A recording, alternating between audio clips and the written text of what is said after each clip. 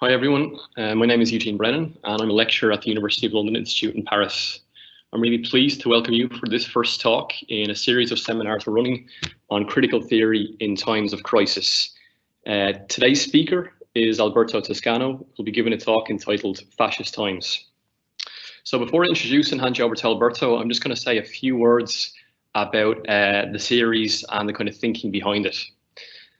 So a lot of scholarship since the turn of the 21st century has come to question the role of critical theory, and in particular even come to view critique itself as outmoded, being described in various forms as having run out of steam, as being too complicit, or in other instances too distant from its object. I'm not necessarily interested in waging a defensive critique here today, but my opening wager for this series is the idea that a meaningful critical theory of the present is necessarily a crisis theory. For all the horrific damage it's done, crisis has also generated dynamic and creative new ways of responding to these sets of questions, and new responses by actors and theorists in times of brutal constraints. So with that in mind, there's three axes through which I've suggested we could explore this problematic over the course of this series. Firstly, state management of crisis, which would include increasingly authoritarian practices of nominally liberal states, militarized policing, and ongoing forms of racialization. So a key touchstone here would be Stuart Hall's work with his colleagues policing the crisis, for looking at the management of populations treated as surplus from the perspective of state and capital. Working in a British institute in France, many of us are particularly interested in the crossover between Anglophone and Francophone thought in response to these sorts of questions. So in this regard, works from Etienne Balibar and Achille Mbembe, both of whom are speaking on the series in future sessions, are particularly pertinent here as well. This line of analysis, initially pursued by Hall and his colleagues, has also been renewed in recent years in the context of the Black Lives Matter uprisings. So a second line of inquiry emerging from this question then is, how do actors themselves respond to situations of crisis? How do we create possibility out of constraints? In this regard, I'd argue that crisis theory is not a catastrophic determinism or a kind of fatalistic economism, but instead it's the historical consciousness that some forms of action are less effective in changing circumstances, but new forms of resistance emerge. In other words, as Hall also argued, the outcome of crisis is determined through struggle. There's so much I could refer here to as well, but I think it's worth mentioning the ongoing pertinence of Ruth Wilson Gilmore's Golden Gulag, which I argue is especially illuminating for its articulation of how agency and structure are products of one another, for how she demonstrates the coexistence of real limits and real possibility in times of crisis. Other kind of key works I referred to in the write-up I did for this series on the ULIP website includes unusual readings of class struggle today in the context of French communization theory, as well as its Anglophone reception through journals like EndNotes, writings on logistics and counter-logistics by Deborah Cowan, who will also be intervening in this series in January, as well as writings from Jasper Burns, Sharman Shui, and Alberto as well, who's had many valuable contributions to these debates published in Viewpoint magazine and elsewhere. The third axis then is more methodological, even if it's closely related to this work on logistics I mentioned. It's methodological in the sense of asking, what is the role of theory today? How does it situate itself or be of any use to social movements?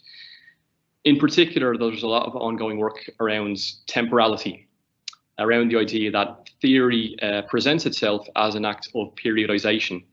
In this regard, we can think of Alain Badiou with his work on kind of the idea of a time and age of uprisings and riots. Joshua Clover, his book Riot, Strike, Riots, as well as Alberto's critical response also in Viewpoints, which calls into question theory as periodization.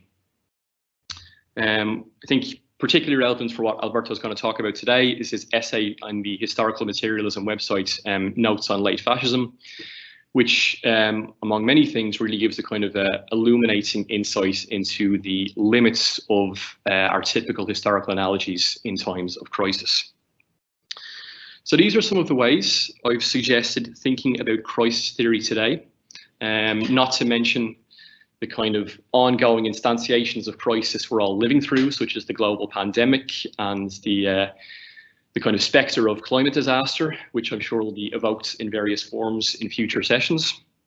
But just to make a quick note on future sessions in that regard, our next seminar after today will be with Achille Mbembe, which will take place on November 27th. Then we're really looking forward to welcoming Deborah Cowan on January 29th, Etienne Balibar on February 19th, and Benjamin Noyce and more speakers to confirm for the end of the academic year. So keep an eye on the ULIP website, the events page, for updates on that. So before I introduce Alberto directly, then just a few practical points for today. You might see on your screen a chat box, hopefully beside my head somewhere, in which, as Alberto is giving his talk, if you want to enter any questions or comments that we can then take up in the discussion.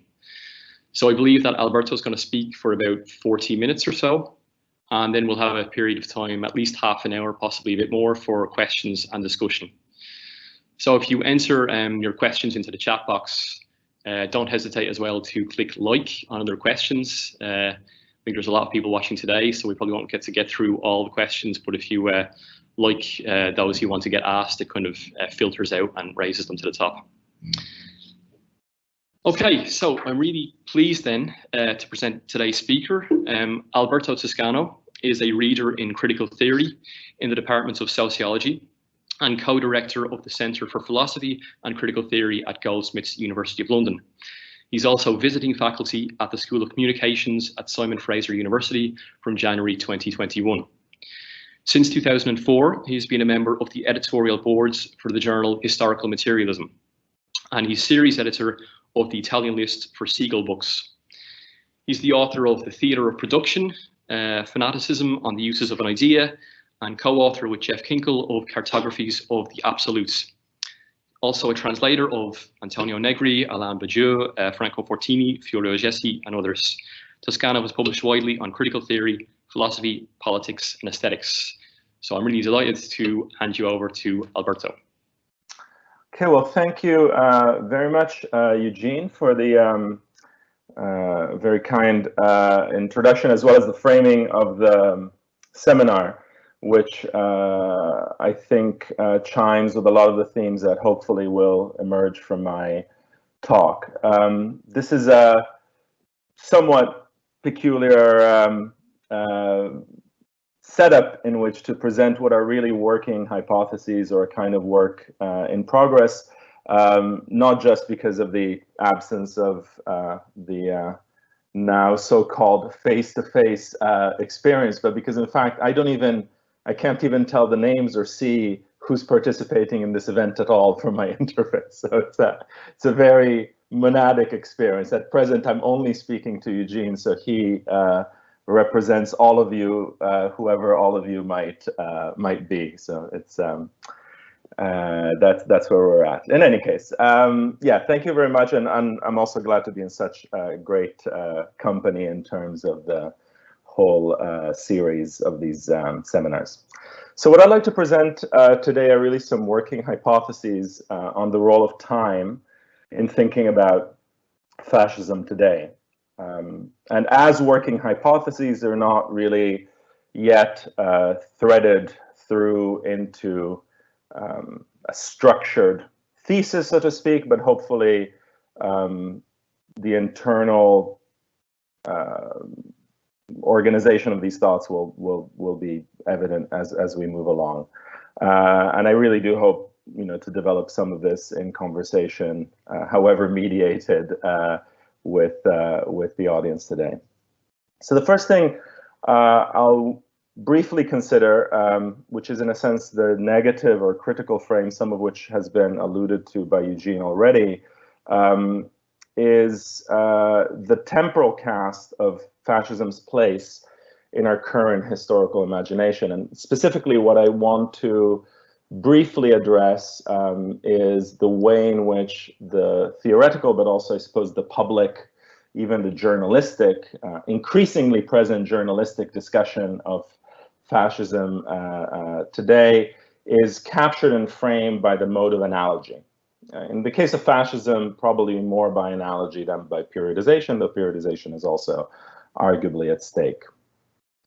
After having briefly considered this issue of analogy, I want to move to a very quick survey of the plurality of the temporal registers through which fascism has been conceived. So the kind of the temporal aspects of fascism, both viewed as a matter of historical analysis and critique, but I suppose also the temporal dimensions of fascism in its own psycho-political experience or phenomenology. Third, which was already at the core of my reflections in those notes on late fascism that Eugene mentioned, I want to touch on the issue of non-contemporaneity, this concept advanced by Ernst Bloch, which I think both in its continuities and discontinuities with the present still is an indispensable, if not complete heuristic to think about time and fascism today. Then I want to touch briefly on the issue of fascism's endurance and repetition, and then to finish on, in a sense, fascism's time as perceived from an anti-fascist lens, actually more specifically as perceived from the lens of Black radical treatments of fascism, especially in the United States from the 70s onwards, and to try to say something about this idea of a preventive or incipient fascism that's advanced by, especially by Angela Davis in the wake of some comments by Herbert Marcuse. So, analogy then. I think this is, in a sense, a matter of everyday experience, almost of our shared degree zero common sense about politics and political history, that the debate about fascism is really dominated often by the question of analogy, specifically by whether and how contemporary phenomena of authoritarianism, reaction, right-wing violence, and so on, can be fruitfully and correctly compared to past instances thereof, and specifically to European interwar fascisms. More recently, if people are interested in this debate, there are a number of exchanges in the pages of the New York Review of Books, I believe actually the New York Review of Books online blog, involving Samuel Moyn, Peter Gordon, and Sarah Churchwell around the now somewhat belabored issue of the possibility of calling or not calling the 45th President of the United States a fascist. While I think that reflex, kind of pre-theoretical reflex, let's say, of analogy is in a sense kind of unavoidable, it certainly seems to be unavoidable now, even for talk shows on CNN, which is kind of striking. It's a very peculiar aspect of this moment when these analogies now become matter of primetime interviews with the likes of Jason Stanley. Does the present moment fulfill the fascist checklist? It's always about a checklist, which I think is an interesting mode of thinking historically. It's either the checklist of the elements or the steps, right? Which is a more kind of temporalized analogy. Like, are we at the third step or the fourth step? Some of that in dialogue with Robert Paxton's work on fascism. This is at the same time in which even prior neoliberal cheerleaders like Thomas Friedman are talking in anxious terms about imminent civil war as though they were members of Tikkun from their own Zoom basements. It's a very odd moment in this regard. But I think the question of analogy, which of course has been present in all of the returns and afterlives of fascisms politically and theoretically in the post-war period. I think, and I want to argue, to some extent, is a real impasse, is a real, in a sense, obstacle to drawing on, the rich archive of theories of fascism to think about the present. And I think it's also important to reflect on the extent to which the political virtues of analogy, especially in terms of the idea that the checklist or the steps will allow us to properly anticipate something before it's, so to speak, too late. So I guess part of what follows then is a effort to explore whether it's possible to speak about fascism today without centering the whole discussion on whether the present is somehow like that of interwar European fascisms, whether in its economic determinants, its class structure, its ideology, its tendencies, or what have you. And I think in this regard, as I hope to touch on at different points in this talk, there's really an immensely neglected archive reservoir of thought in what in an essay from the, I think, early 1990s that was recently republished in a collection by Pluto, Cedric Robinson, called The Black Construction of Fascism, or The Construction of Fascism in a Black Radical Tradition, which he presented as alternative to what, in a nice formulation, he called the euphonious recital of fascism, as this kind of pathology of Western spirit.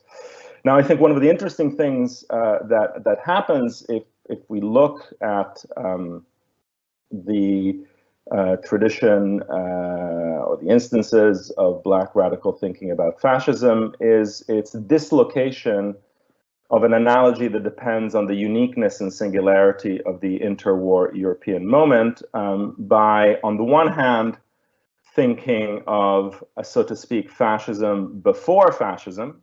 This is a sense in which, for instance, W.B. Du Bois talks about the counter-revolution against Black Reconstruction in the late 19th century as bearing many of the features, the functional features that would later be ascribed to fascism, not least the role of, so to speak, the psychological wages of whiteness that he famously talks about in Black Reconstruction in America, of racial terror, and even indeed, as Amiri Baraka writes in an interesting essay about Black Reconstruction, of the role of what in 1930s definitions of fascism in the Communist International were called the most reactionary elements of finance, which Baraka, after Du Bois, links to aspects of US Northern capital, which made this counter-revolution of property possible. This Black radical tradition also allows us to think of all sorts of fascisms after fascism that might not be thinkable if our lens is simply that of the checklist that is, in some sense, extracted from or analogized from those European cases.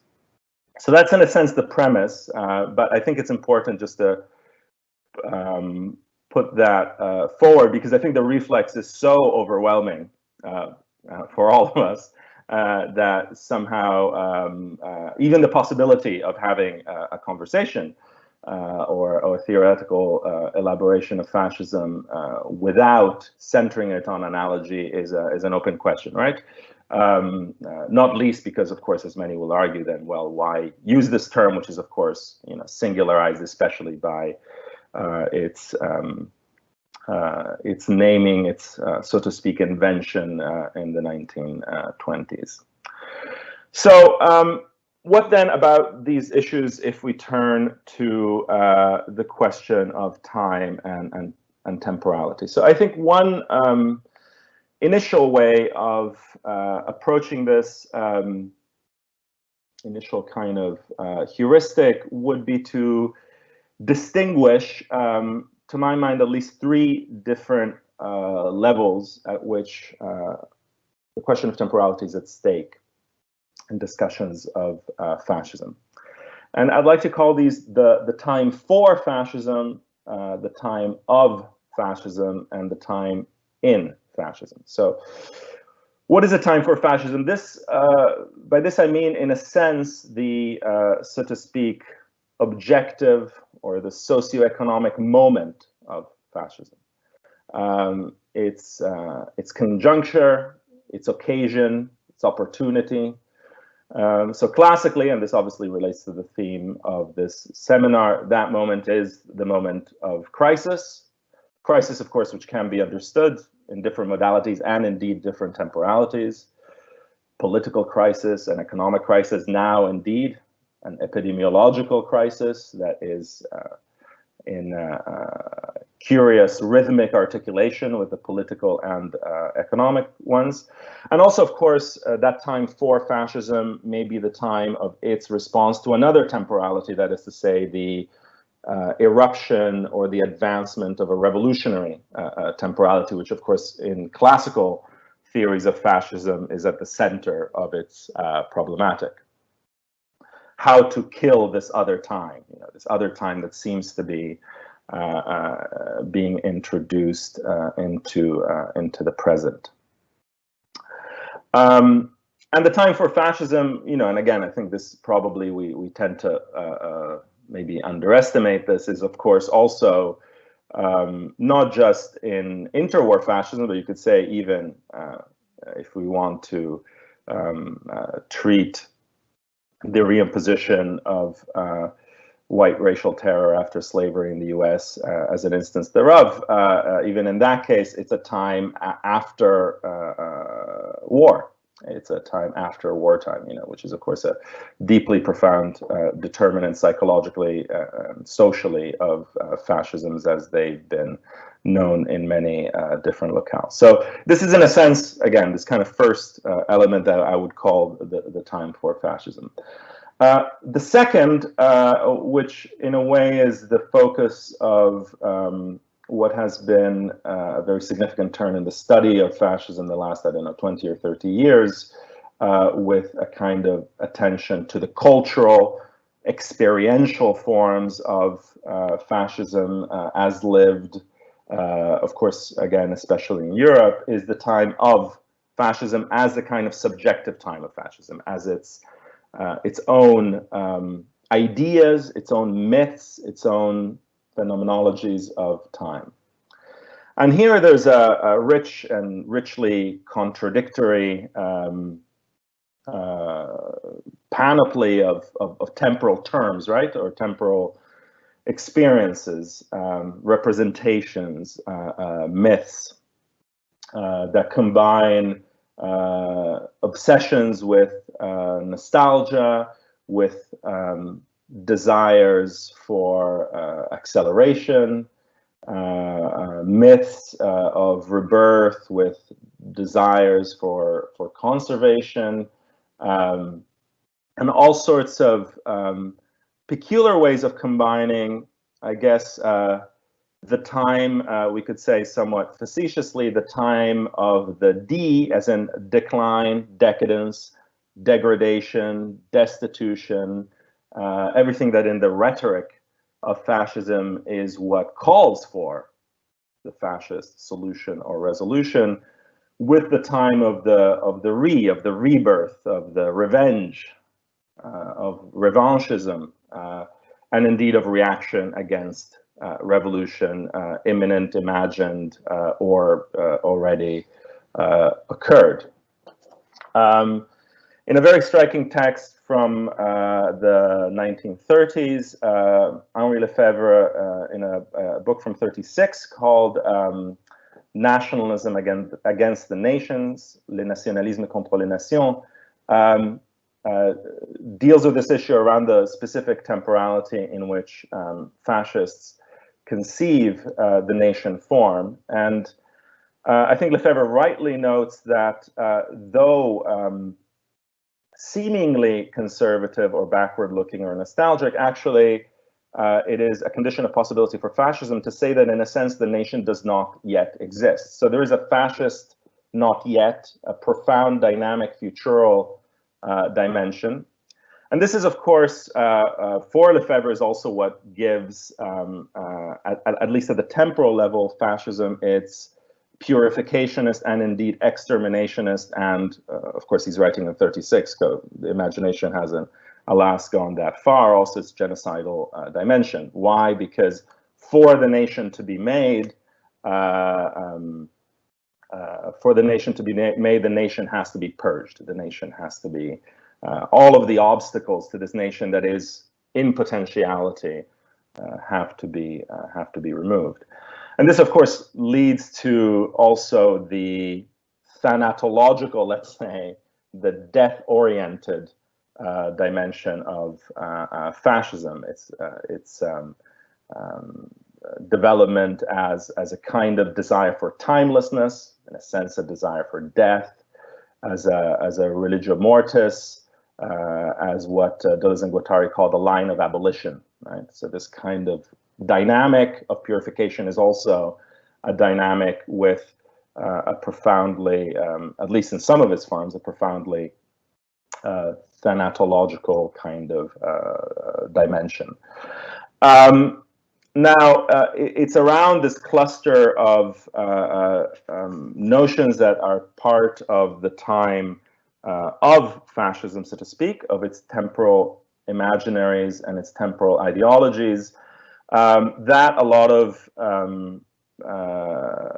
interpretations of fascism have focused specifically to underline that its temporal uniqueness is that of being, to use a famous term indeed, also used still by many partisans of the right and far right, a conservative revolution. And it's, of course, in this syntagm, in this kind of disjunctive synthesis, that much of the uniqueness of fascism lies. One formulation of this that I found particularly fertile is in an essay by Harry Haroutunian, indeed one of our, I think, foremost thinkers about time and temporality, an essay in radical philosophy called The Future of Fascism from, I believe, 2006. Just wanted to quote a passage from that essay, which is, of course, also in dialogue with a lot of contemporaneous writings about political temporality in the work of Peter Osborne and the work of Massimiliano Tomba somewhat later, Frederick Jameson, and so on. But Haroutunian writes the following. He says, fascist conceptions of temporality, and of course it's important to note that part of the originality of Haroutunian's work on fascism is that his work has drawn largely on his scholarship on Japan and on Japanese fascism and on its specificities, thus I think displacing, to some extent provincializing some of our more Eurocentric tendencies. He writes, fascist conceptions of temporality were no more rooted in the past, which often was refigured in the present for tactical reasons, than any other conception of modernity that claimed release from the burdens of its past. The politics of time built into modernity concerns a way in which modern societies deal with the question of the past and the present, and how they choose to acknowledge or displace its force. The perceived indeterminacy of an empirical present and an absent past that is constantly being summoned and mixing with the new constitutes not so much a resistance to modernity as the principal condition of what it means to become modern. Peter Osborne in The Politics of Time has a not similar formulation. He says, the modernist temporality of reaction, per se, once the destruction of traditional forms of social authority has gone beyond a certain point. From the standpoint of the temporal structure of its project, fascism is a particularly radical form of conservative revolution, right? So this is the temporal structure of its project involves, in a sense, you know, like I was saying regarding Lefebvre, the fact that the past is absent except as a myth or as a loss or as a lacuna that must be made good in this futural drive. So in that sense, one is, so to speak, accelerating into this future past, right? It's a very peculiar form of temporality. This is, of course, a formulation, this formulation of conservative revolution, which is, I think, very specific to the interwar European fascisms, again, not just of Europe, but indeed you could say of Japan and perhaps of other places as well. The extent to which that can be extrapolated out might be an object of, dialogue, conversation after my talk. So if we were to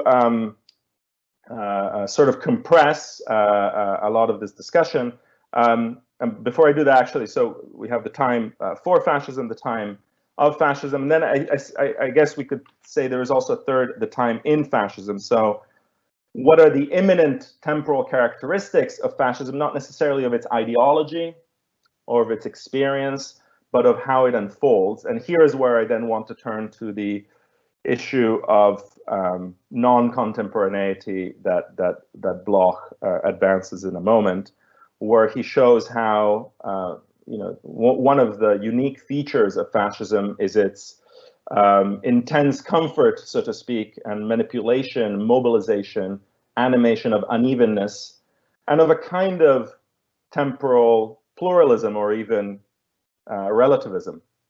Incidentally, a term of which Mussolini was immensely fond. He, in fact, in 1921, defined fascism as absolute relativism. It's, in a sense, the most opportunistic theory, or rather anti-theory, political position available.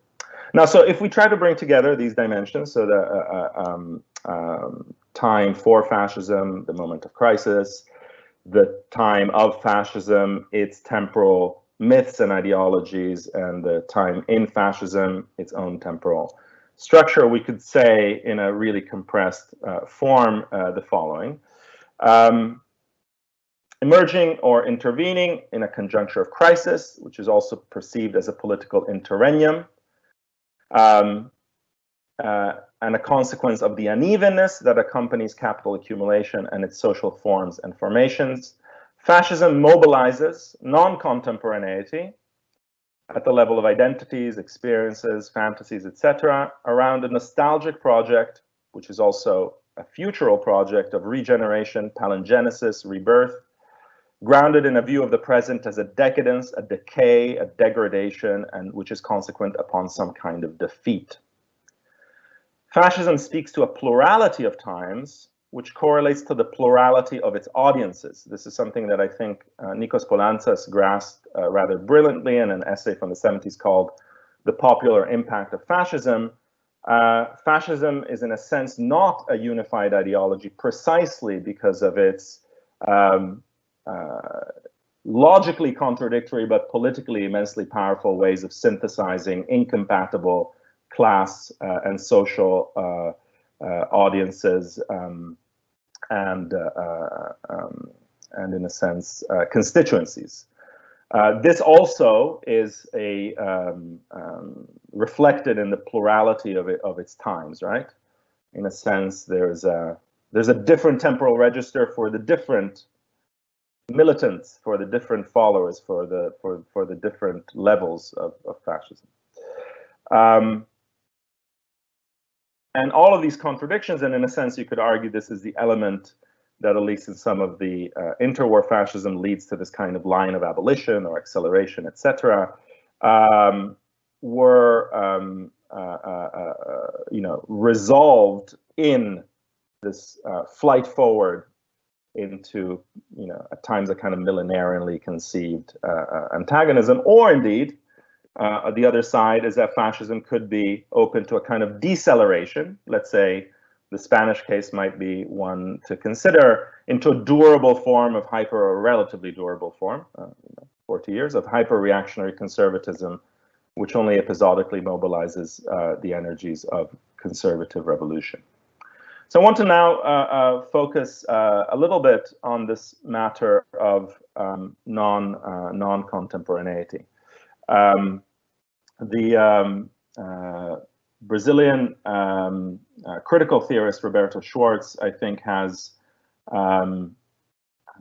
grasped this dynamic very well in the formulation of the combination at moments of crisis of the modern and the oldest of the old. So what does this non-contemporaneity mean? Obviously here I'm turning to the 1930s writings of Ernst Bloch, specifically his book on Fascism, the Heritage of Our Times. This is a kind of Protean, fascinating and unsettling work. Benjamin, who had a very somewhat fraught relationship with Bloch's work, once likened it with a kind of pejorative intent to spreading wonderfully brocaded Persian carpets on a field of ruins. Now, what is at stake in Bloch, and what is interesting, I think, in turning to Bloch to think about our moment, is precisely the way in which he articulates the enlisting at a psychosocial level, as it were, of the archaic or the atavistic into an intensely modern and crisis-determined project. For Bloch, of course, and again, I'm not going to develop this at any length, this relates to the question of utopian and, in a sense, perverted utopian energies and promises, which, of course, are inevitably linked to certain experiences or images of past or of the pastness of popular experiences.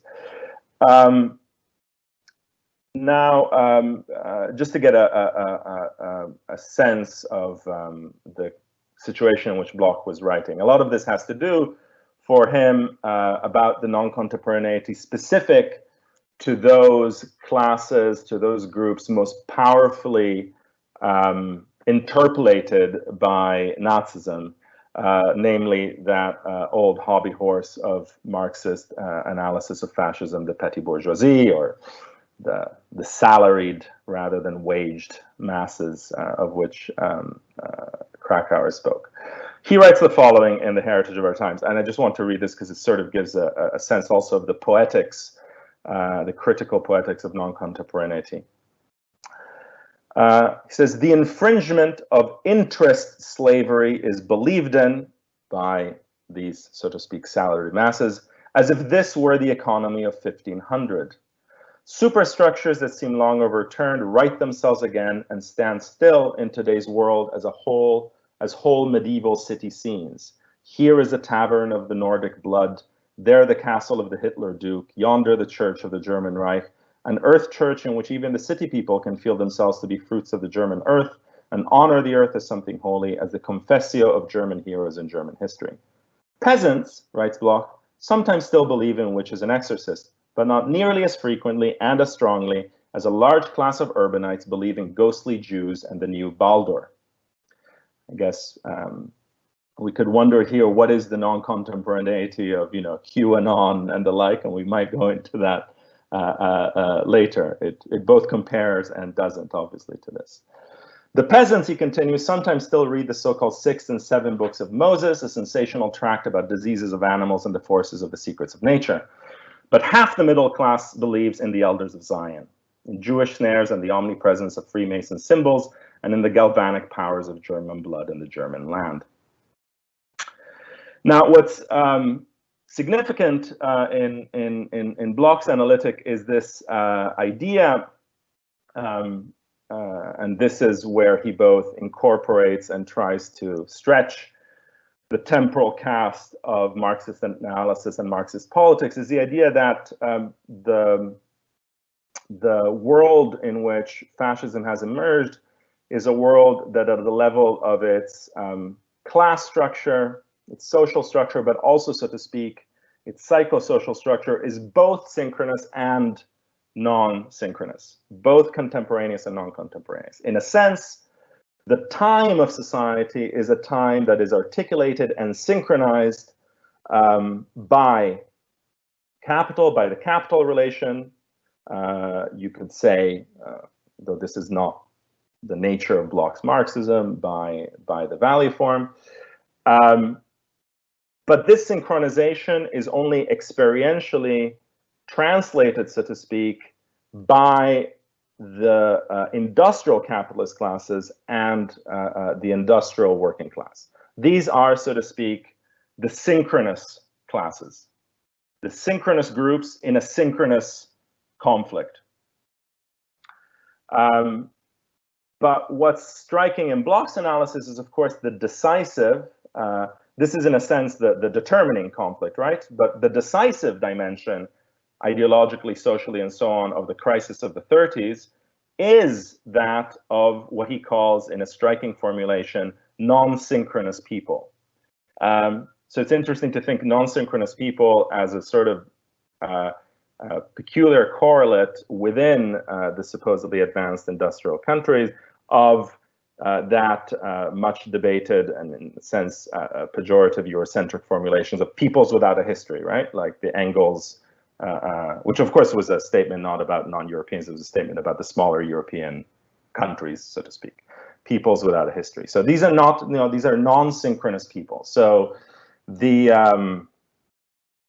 the Hamburg office clerk who reads the protocols of the Elders of Zion is a non-synchronous person. He exists in a time which is, of course, entirely determined by industrial and commodity modernity, at the same time as he draws for psychic sustenance and orientation on largely fictive temporalities that are at odds.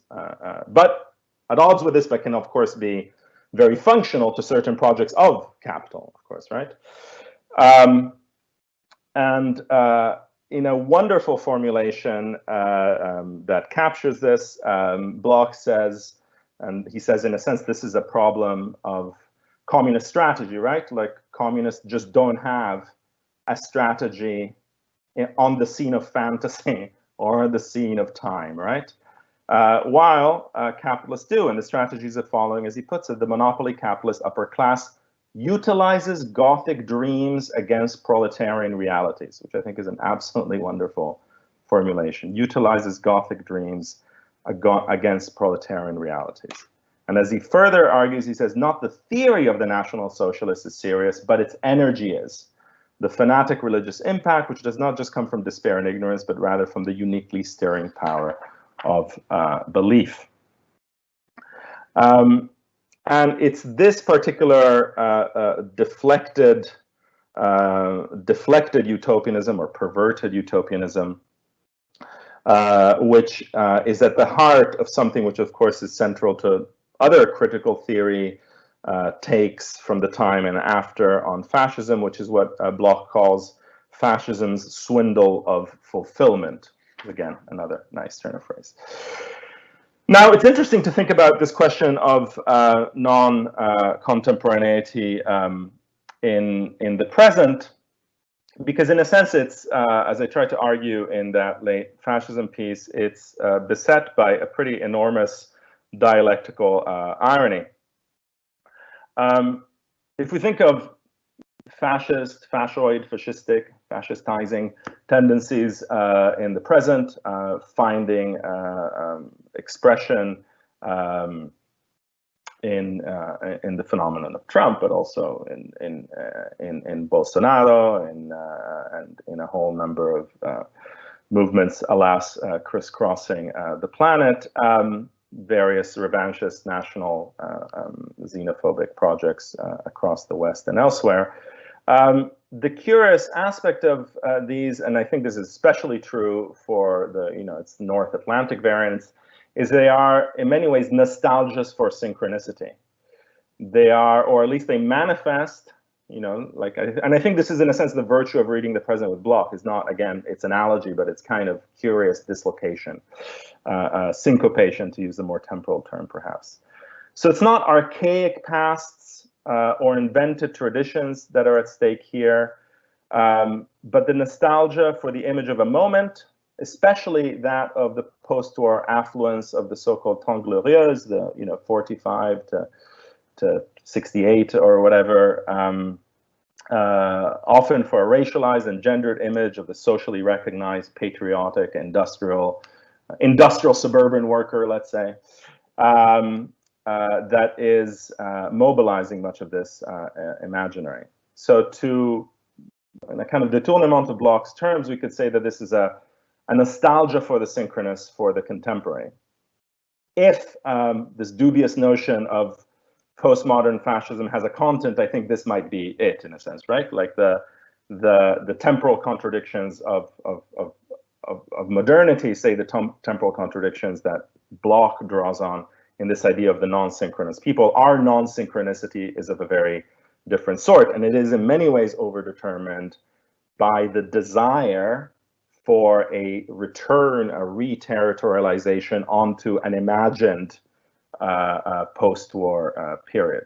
Incidentally, a temporal imaginary, which I think is deeply damaging to leftist thought as well. I mean, all one has to do is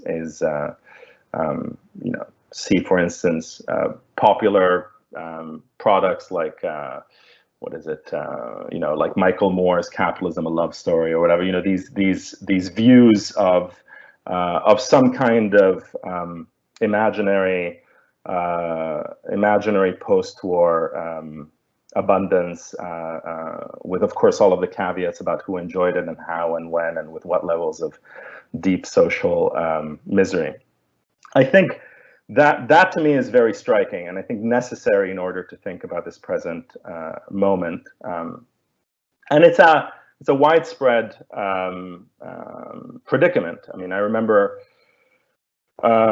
once a Spanish researcher telling me that, in one of her, I think in one of her interviews, somebody had in Spain said, when this is in the late 90s, in the 2000s rather, when we had the post-war welfare state, and she turned around and was like, this was a young Spanish person, was like, post-war, first of all, it wasn't really a post-war, it's post-civil war, because Spain didn't directly participate in World War II. And in any instance, you had a deeply regressive dictatorship with some of the worst social policies imaginable. So this kind of idea that everybody lived in the periodization, right? Everybody lived in Fordism, and Fordism was a kind of homogeneous entity, I think has also, for left and right imaginaries alike, these rather damaging consequences.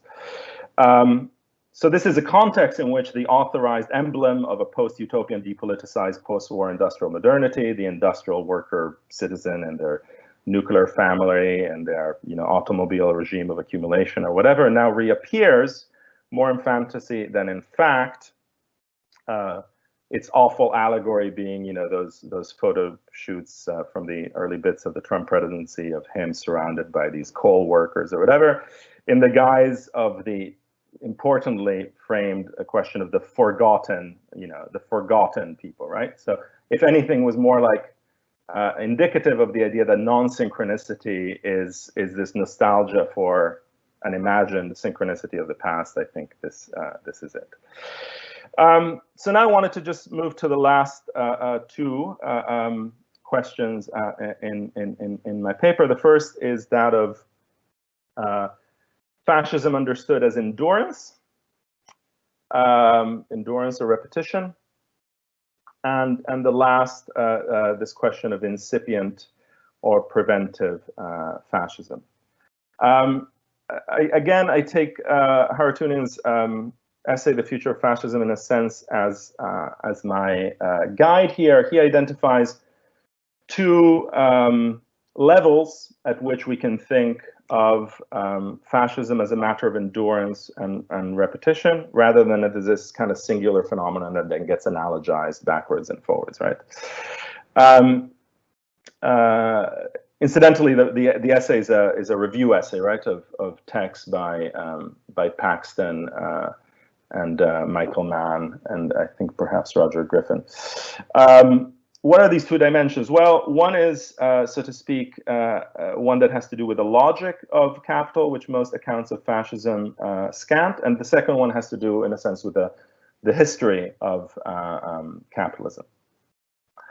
Why is there this repetition of fascism and of the problem of fascism? Because this is, in a sense, the repetition of capitalism's own crisis tendencies. As Harutunian writes, the status of capitalist accumulation and its propensity for producing crises everywhere in the form of a structurally determined unevenness, rather than merely attesting to the signs of arrest and delay.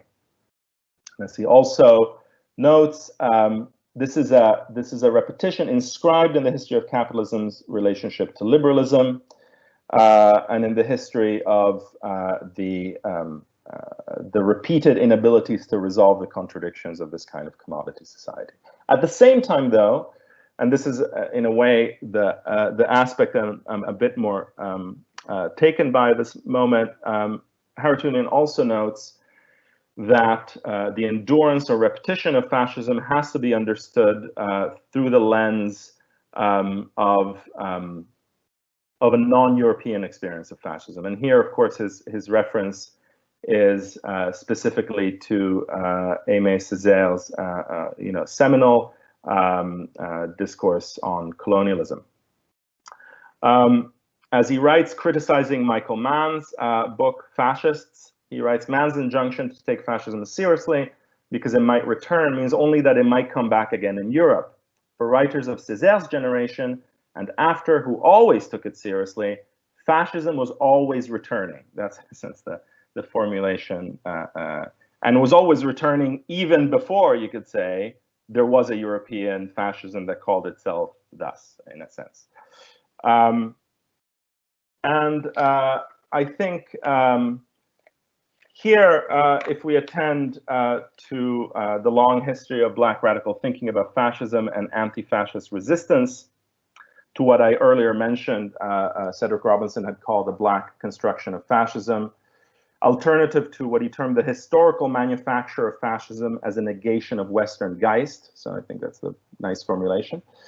I think this too, this history of Black radical thinking about fascism can also, to return to my initial point, provide some of the resources to break this deadlock of analogy and to confront our volatile interregnum otherwise. So long before Nazi violence came to be conceived as beyond analogy, Black radical thinkers sought to expand the historical and political imagination of an anti-fascist left by detailing how what could be perceived from a European or white vantage point as a radically new form of ideology and violence was in fact continuous with the history of colonial dispossession and racial slavery. The Pan-Africanist theorist and political militant George Padmore, breaking with the Communist International over its failure to think the nexus between so-called democratic imperialism and fascism, would write in his book, How Britain Rules Africa. It's a book from 1936, the same year, indeed, as Henri Lefebvre's The Nations Against, Nationalism Against the Nations. He would write of settler colonial racism as a, quote, the breeding ground for the type of fascist mentality which is being let loose in Europe today, in the 30s. In fact, he would go on to see in South Africa, in the 30s, as he put it, the world's classic fascist state, grounded on, I quote, the unity of race as against class. And Padmore would name this panoply of phenomena with different degrees of intensity, including in his own native Trinidad, as colonial fascism. In this sense, actually, Padmore anticipates by some time many of the terms synthesized in a very different and far more poetic, but also differently analytical register by Césaire. Now, the anti-colonial belief that the standpoint of the targets of racial violence belie the sheer novelty of intra-European fascism was also echoed by African-American anti-fascists. So speaking in Paris at the Anti-Fascist International Writers' Congress in 1937, the poet Langston Hughes would declare, I quote, "In America, Negroes do not have to be told what fascism is in action. We know its theories of Nordic supremacy and economic suppression have long been realities to us, long so." This was a lesson that could be drawn from the monumental historical reckoning with US racial capitalism, that is Du Bois's 1935 Black Reconstructionism in America. As Amiri Baraka suggested, building on Du Bois's own passing mentions of fascism, he mentions, he kind of uses the adjective fascist a couple of times in terms of the counter-revolution against Reconstruction. The overthrow of Reconstruction enacted to use Baraka's formulation, racial fascism that long predated Hitlerism in its use of racial terror, co-option of poor whites, and even the actions of, to quote the famous definition of fascism by Georgy Dimitrov, the most reactionary sector of finance capital. And of course, parenthetically, there's a lot of research, more or less recent, about the direct influence that especially the juridical basis for racial segregation and terror in the US and the US South in particular had on Nazi jurisprudence and the like. So this is not simply a kind of rough analogy, let's say. There are also serious continuities. By this view, an American racial fascism could go unremarked because it operated on the other side of the color line, just as colonial fascisms took place far from the imperial metropole.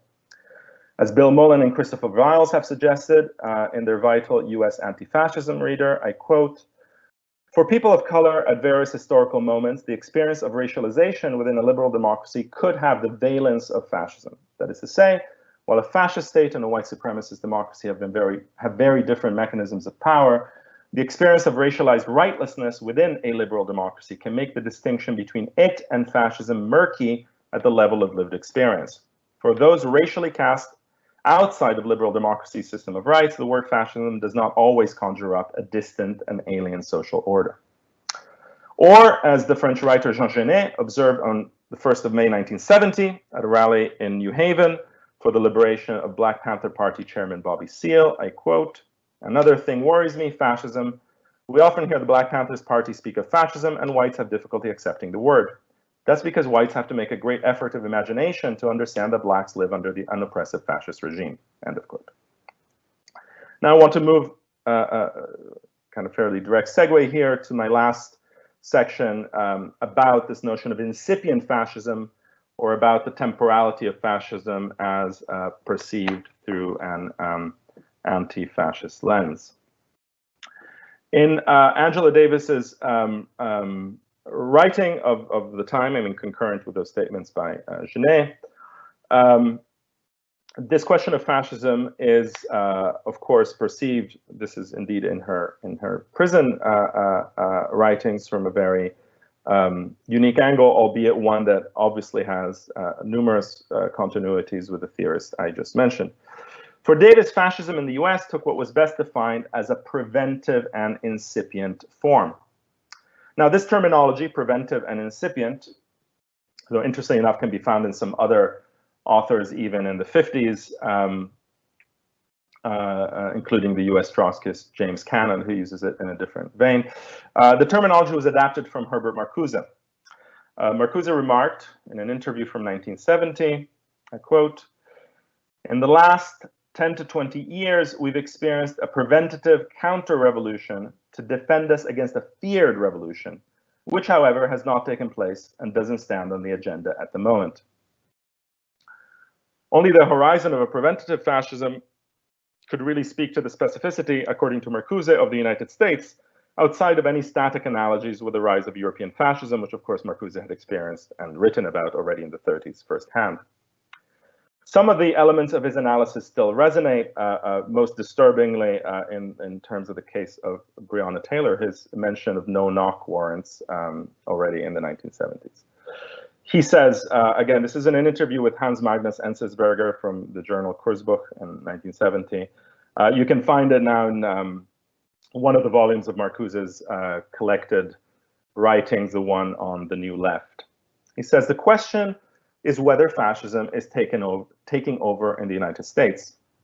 If by that we understand the gradual or rapid abolition of the remnants of the constitutional state, the organization of paramilitary troops such as the Minutemen, and granting the police extraordinary legal powers such as the notorious no-knock law, which does away with the inviolability of the home. If one looks at the court decisions of recent years, if one knows that special troops, so-called counterinsurgency corps, are being trained in the US for possible civil war, if one looks at the almost direct censorship of the press, television, and radio, then as far as I'm concerned, one can speak with complete justification of an incipient fascism.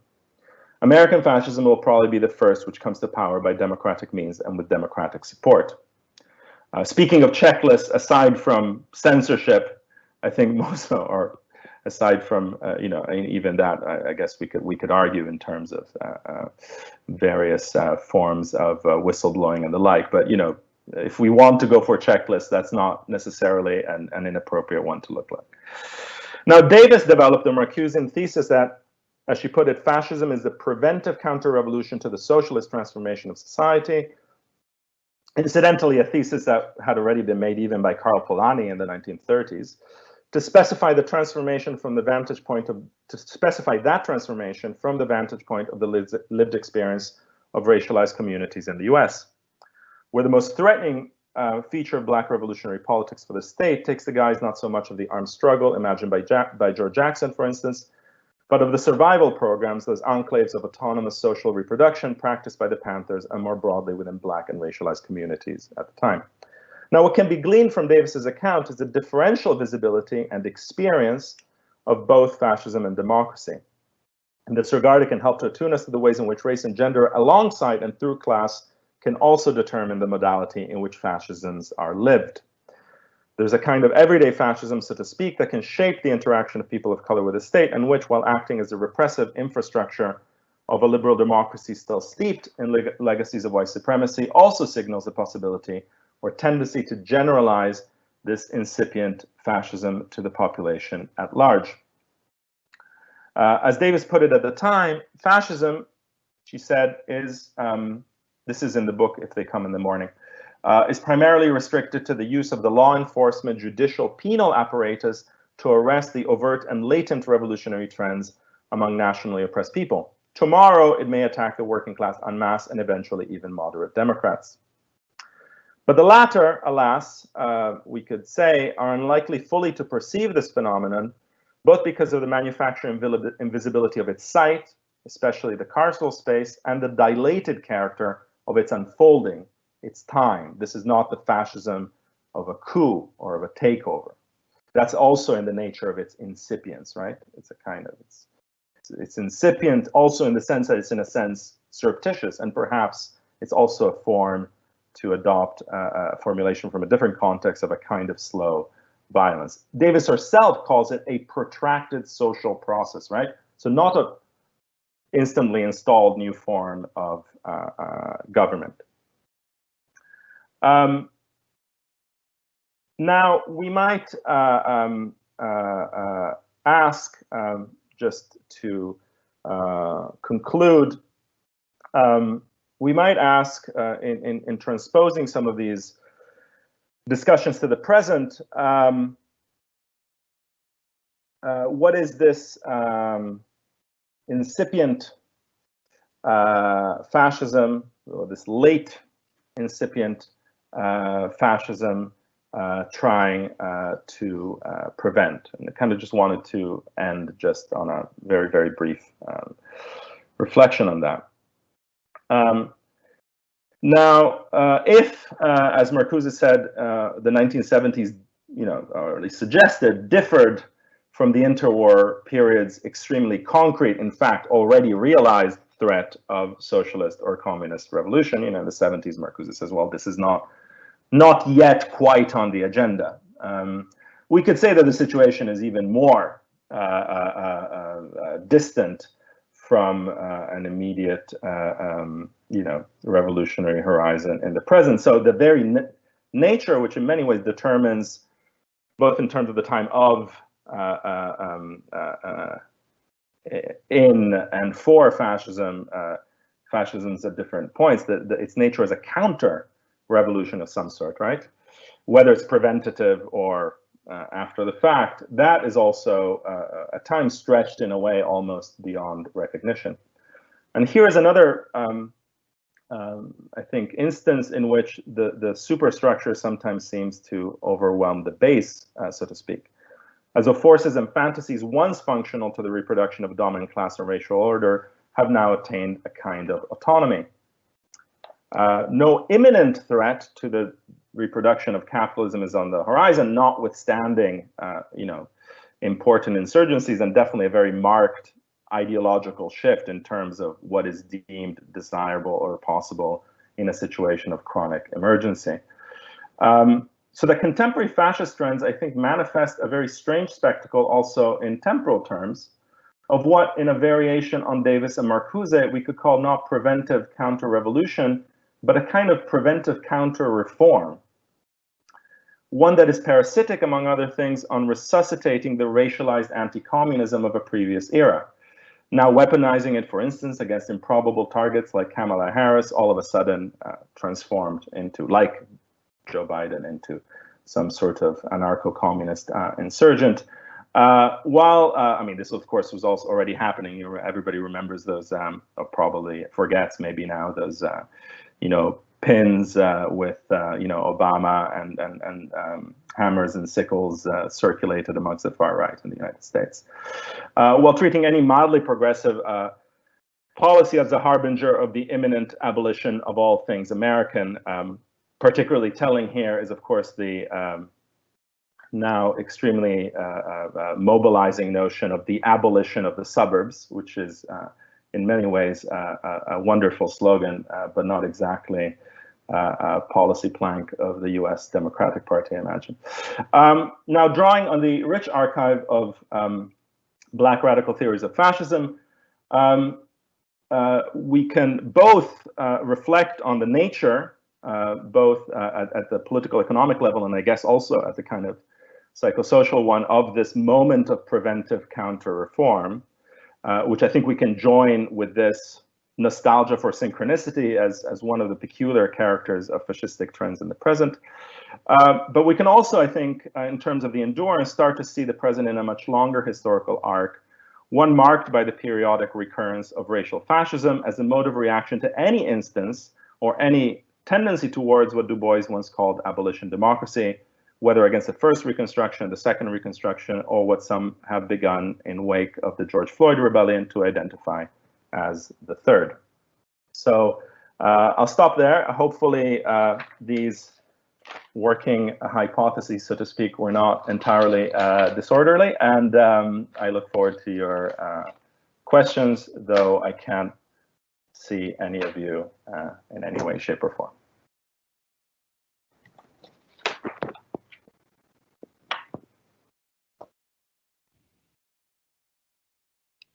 Thanks very much, Alberto. That was great. Some really fascinating points to take up. We've already got a lot of questions coming in. So what I might do is I'll make a kind of brief response and put one or two questions to you. And then I'll start reading some questions then, and they're coming in via the chats. So there's maybe 2 points I'd like to discuss, or 2 points I'd like to raise. First of all, on the question of liberalism and contemporary, think a little bit about class. So what your kind of analysis of non-synchronous time kind of tells us about class organization, analysis of class. So on liberalism then, I was kind of rereading sections of Ishay Landa's The Apprentice's Sorcerer in preparation for today, and struck by the fact that I think he wrote this in the mid-2000s, if I've got the timing right, and he kind of expresses his exasperation with the kind of refusal of commentators to think about incipient fascism, the kind of refusal to recognize any kind of dormant fascism in the present, which is quite an extraordinary counterpoint to it now, obviously, because as you were saying at the beginning, your opening comments, it's checklists all the time, comparing this or that with fascism today.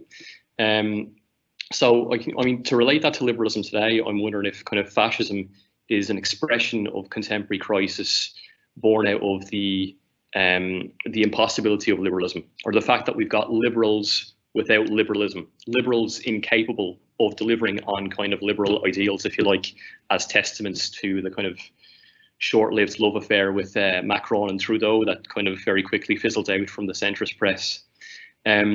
And in this regard, I'm kind of thinking of Immanuel Wallerstein's text from the early 90s. He wrote a book called After Liberalism, in which he kind of made the provocative claim at the time that the end of the Cold War was not necessarily the end of communism, it was really the death knell of liberalism, which seems, quite provocative then, but I think it has a lot more resonance today.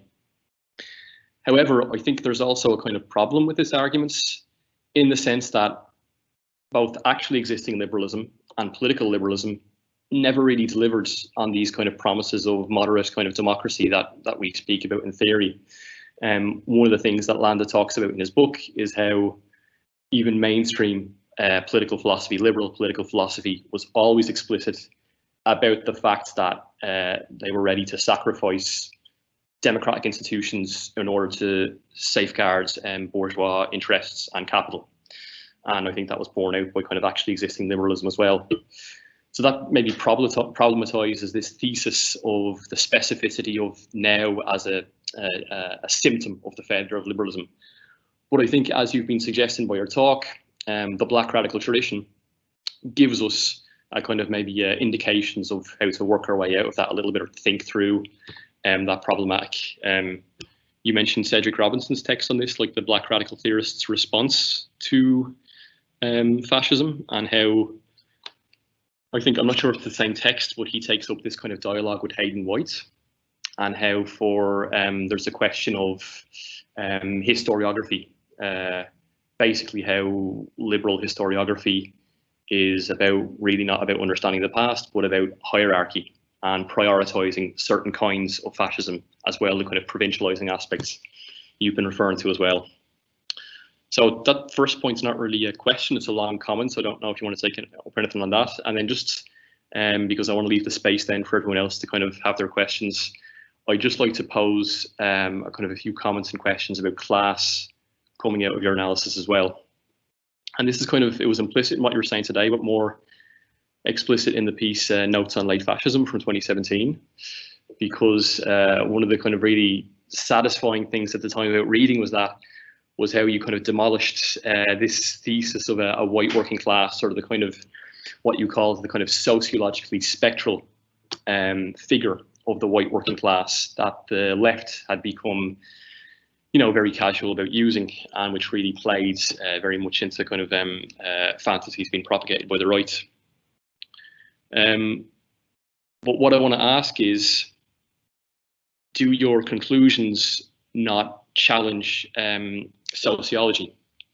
Do your conclusions about class kind of challenge sociological Marxism, even in a sense? Because you make this kind of provocation at the end, using kind of Sartre's analysis of seriality from the dialectic of reason, to talk about how the working class do not yet exist. And relatedly, kind of referring to how the proletariats are not necessarily the poor or any kind of sociological figure. They're those without reserves, the dispossessed. So I don't know if you want to maybe take up that point, about coming out of your analysis then of non-synchronicity under fascism. What does that tell us about analysis of class and class composition? And does that not call into question a lot of even sociological Marxism, if you like, though not obviously sort of value form and crisis theory? So yeah, I'll leave you respond to whatever of that you want to take up. Thanks a lot for that. Yeah, those are both really rich and multifaceted questions. So, liberalism. I was struck actually in trying to delineate the relationship between Angela Davis's work and writings on fascism and the work of Marcuse, that she explicitly refers to Marcuse's 1930s writings on I think what he calls the essay in negations on, the place of liberalism in the totalitarian concept of the state. I forget exactly, I don't have the title in front of me. But for Davis, it was Marcuse, and you could argue the left end of the Frankfurt School's ability to grasp the contradictory imminence of, or the reciprocal determination of fascism and liberalism, that then allowed her, in dialogue with Marcuse, to apply this conception of incipient fascism to the US context. The moment that, and again, I guess this also goes back to that point of Robinson, right? Like the moment that one accepts the narrative, literally with Hayden White, the narratological constraints of this idea of fascism as even as a pathology specific to Western reason, but nevertheless one over which the West can be victorious in its liberal apotheosis or whatever, then one is unable to think both ideologically and at the level of political economy or level of social determinants about the relationship of liberalism to fascism. Even though I'm not extremely convinced by his work, there is a formulation, though, in some of the writing of a French anthropologist, Bayard, which I find quite interesting. You know, he said, well, actually, we shouldn't be talking about populism in the present. We should talk about national liberalism. And I kind of like the formulation, national liberalism. He glosses that by saying, basically, nationalism for the poor and liberalism for the rich, which in a somewhat facetious way is not such a bad definition of some of the important dimensions of fascism, not least its efforts, perhaps except in the throes of war, to maintain regimes of property and privilege and hierarchies at all costs, right? Even though it wasn't in your question, there's another element of the liberalism that I think is perhaps worth thinking about, and I've been kind of puzzling over, is the way in which, and maybe this is also evident in the appropriation by elements of the far right of the pandemic as a moment for political mobilizing, is the fact that partly because of their dual opposition to, or their dual confrontation with liberalism and socialism or communism, interwar fascisms were vociferously ideologically against the subject, you know, against the discourse of the idea of freedom, right? Like very, very explicitly, you know, you know, and that's one of the most striking things. Of course, this was perfectly compatible with the actually existing freedoms and privileges of large swathes of the capitalist classes, et cetera, et cetera. But definitely there was no promotion of some kind of notion of, you know, a fascist freedom or whatever. Now, what's striking about authoritarian and far right movements in the present is how much they exist within the ambit of a certain liberal terminology. And this is not just, but intensely so within the United States, with all of its, you know, kind of, you know, originalist, racialized fantasies of founding fathers and the like. And that's, I think, quite striking, right? It's quite striking, which is also what allows the simultaneous mobilization of law and order, and then, you know, the liberate Michigan or liberate Virginia kind of claims. But it's also what I think in many ways makes the long history of repressive,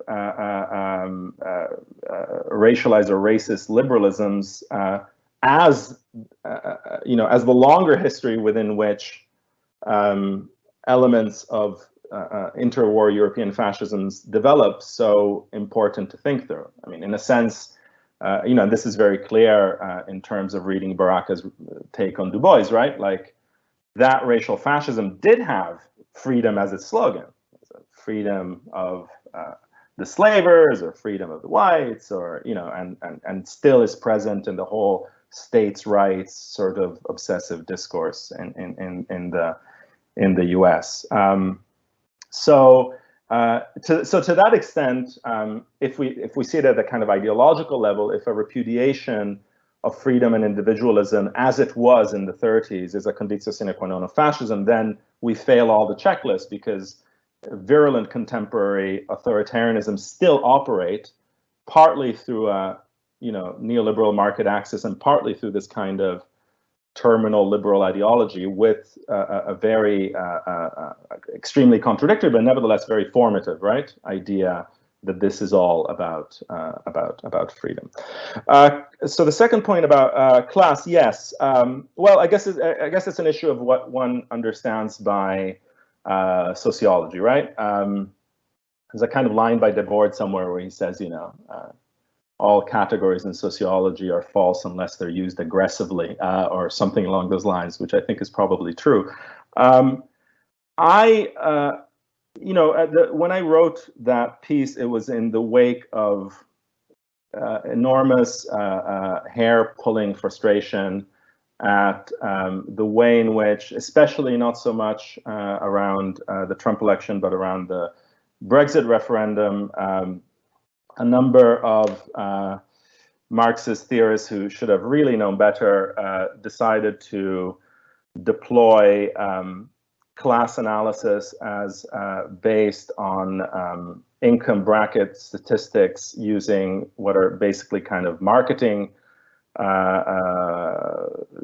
measurements, class A, class B, class C, D, et cetera, to argue, the sort of working class revolt argument. This was peculiar because, of course, the so-called working classes also with those categories included all pensioners. So it was a very interesting class composition. And if you're a pensioner, you're a member of the working class is a curious take.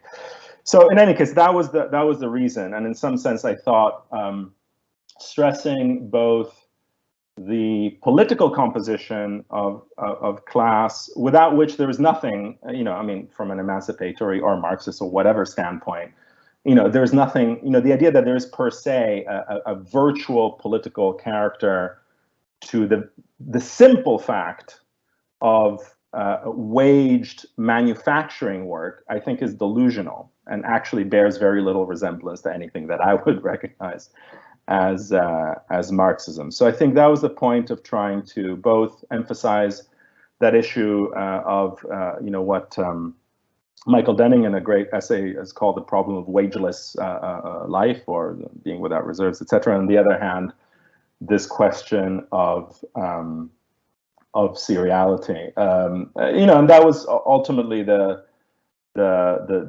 sad fact was that the sort of kind of bargain basement sociological determinism using not Marxist class analysis, but just whatever you were given by statistical boards was, it was a kind of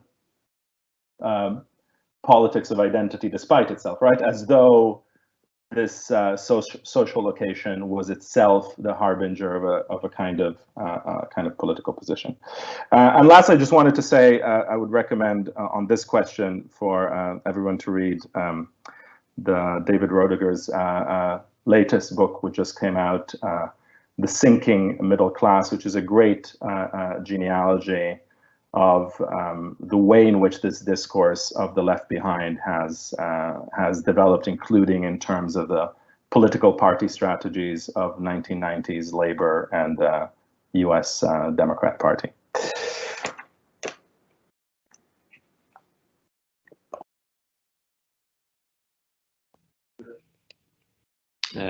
Thanks very much, Alberto.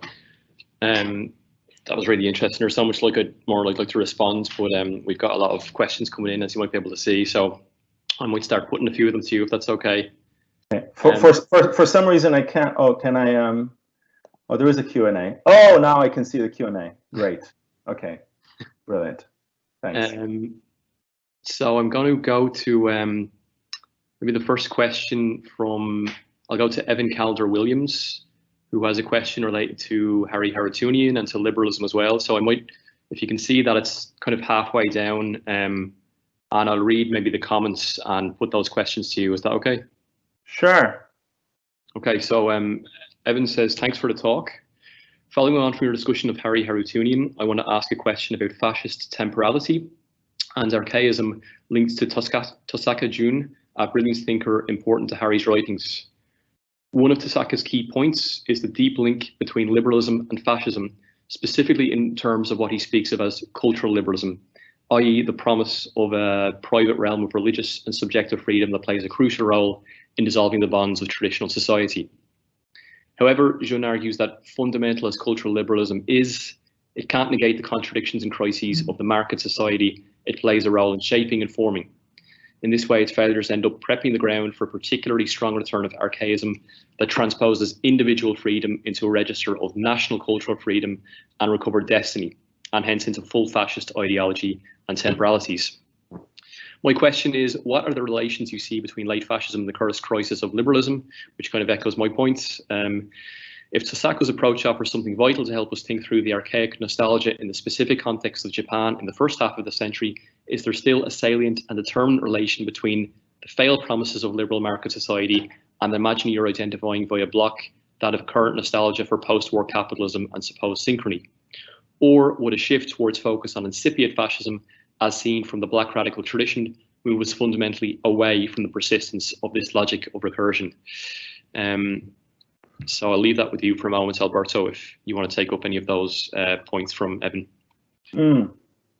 No, that's I think that's more of a very sharp comment and development. Then, well, it's a brilliant question, but a question that requires a number of extra paragraphs to whatever I hope to write. But just let me think about it for a second. I mean, I think.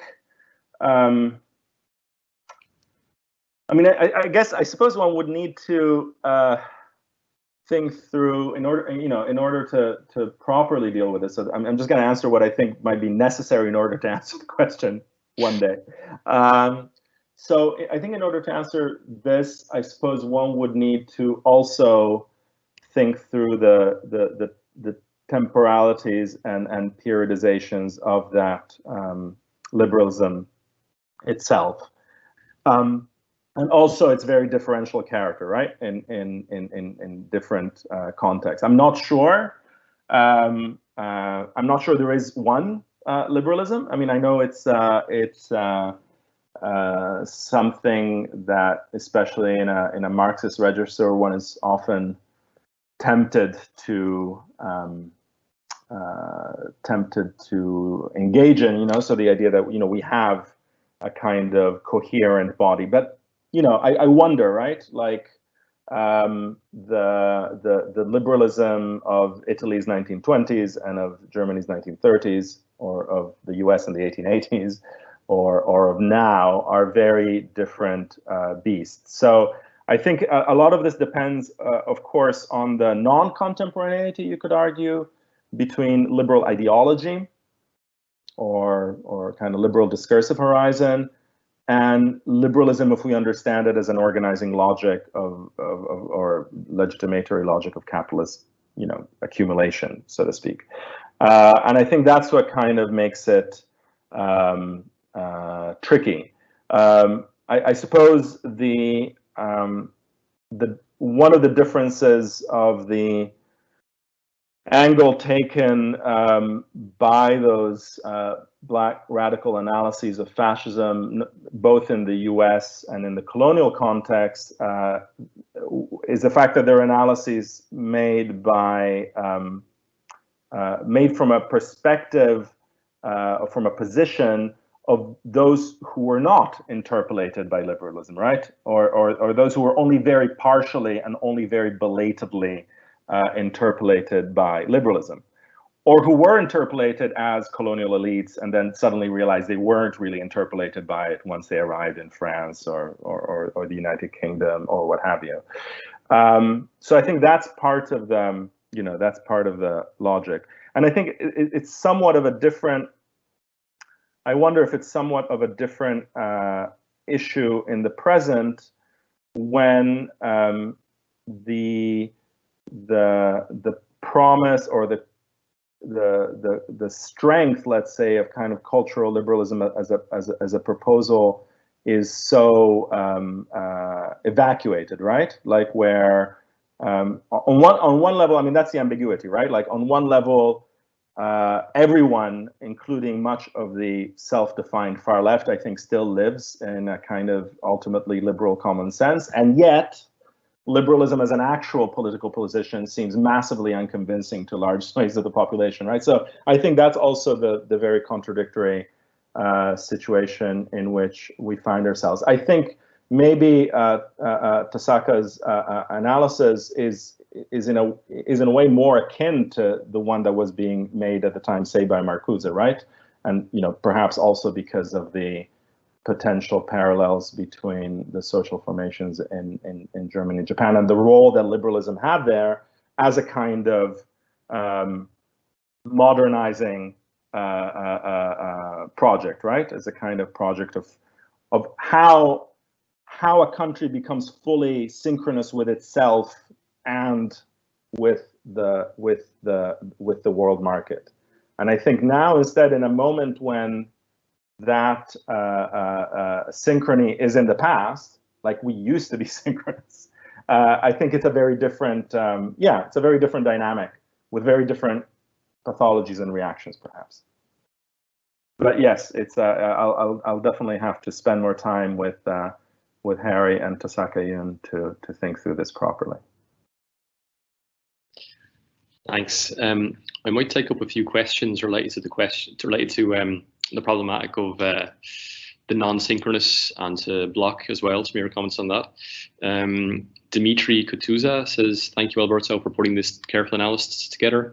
My question is, what is today's radical nostalgia for the synchronous projecting to the future? Is there a political fantasy able to unify this into what could be called a fascist movement?" So I guess this relates to a little bit of how you've kind of analysed today's fascism as being one, or today's reactionary politics as being one without mass movements, although it might be worth thinking about how that also relates to, developments we've seen with the far right in the last couple of years as well. And then relatedly, Steve Edwards says, there are a lot of important things in Bloch's accounts, but isn't it ultimately a theory of modernization, a catch-up where the remnants coincide in the future, which I think you kind of gestured towards in your talk already, but if you want to maybe add to that as well.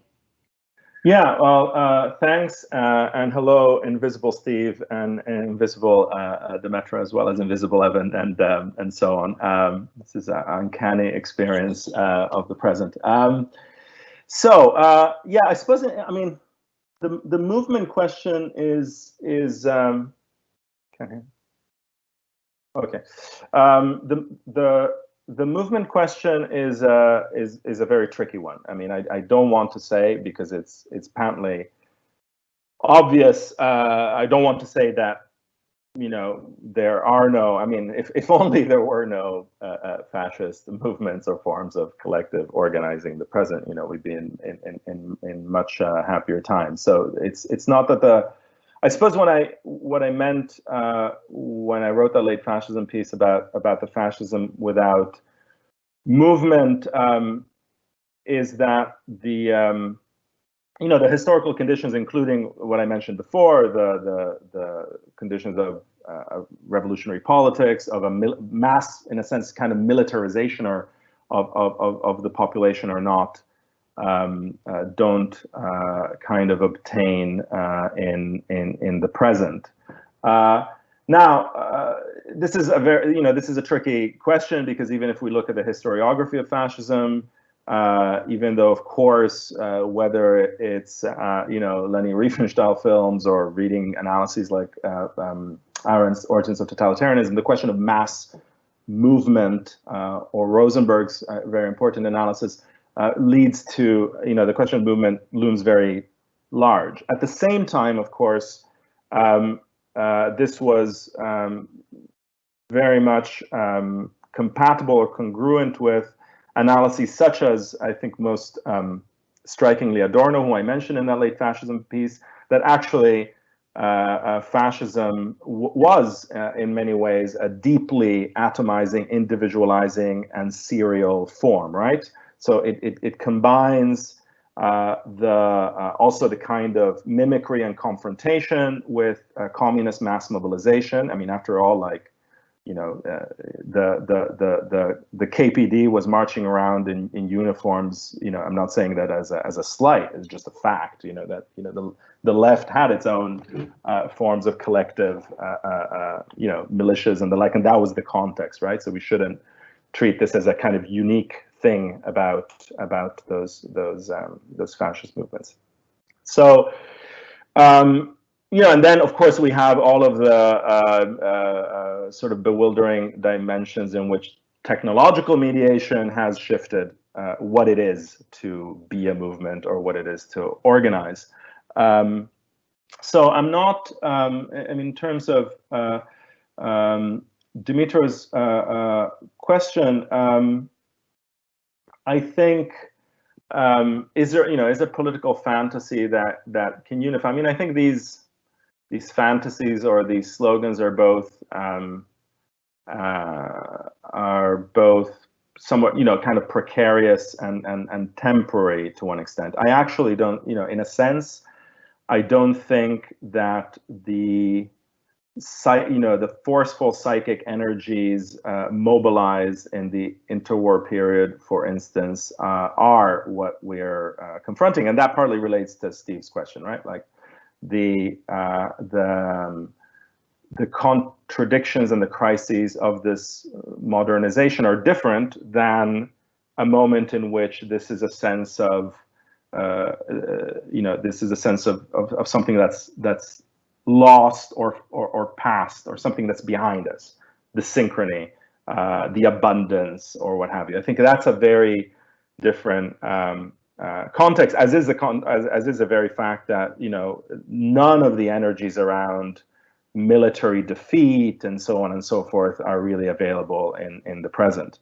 So I actually think that element, you know, in some sense, that element of the pluralism, of the relativism that was present in certain facets of fascism is stronger now. So you can, you know, so I think, you know, the dream of a Steve Bannon is not, you know, this doesn't mean that the threat is not as intense, but that dream of an ideological, cohesive convergence into a kind of bloc is not what's at stake. I think what's more dangerous is the capacity to affiliate these kind of incoherent fantasies and desires and slogans, you know, from ideologically coherent and frightening white militias to, you know, ridiculous conspiracy theories to, you know, the desires of fossil capital into various, you know, precarious and effective alliances, rather than a very modern vision that at some point, you know, this could cohere into a movement with an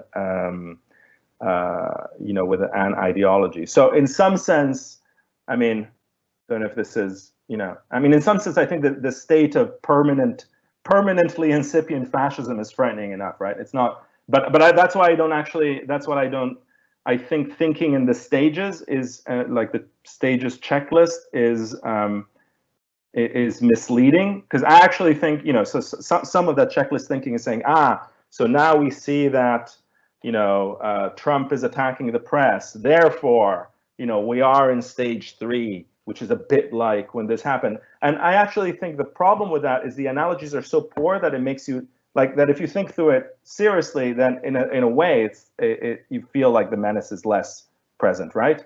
But I think that's why I think that optic that's available, you know, in some of those writings on fascism from the Black radical anti-fascist tradition is more helpful, because it's, you know, it's what it is to think about fascism where pretty much no one, you know, as a lived process, albeit one that's happening in an uneven social racial and class geography, rather than thinking of it as a unified thing that has these steps and that everyone will be enter into at the same time, and therefore will be unified in an ideology and a government, and I think that's just not where we're at. I think the kind of, and that's why I think one of my critiques is that whilst the thinking of checklists and analogies, a la, say, Jason Stanley,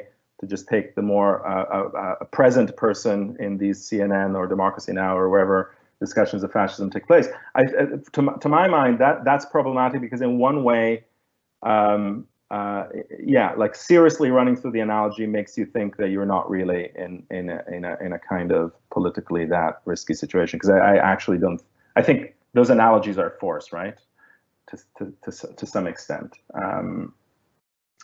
And I think, as I think I suggested, I think part of what I was trying to argue in that late fascism piece about the inversions or the dislocations of non-contemporaneity does very much have to do with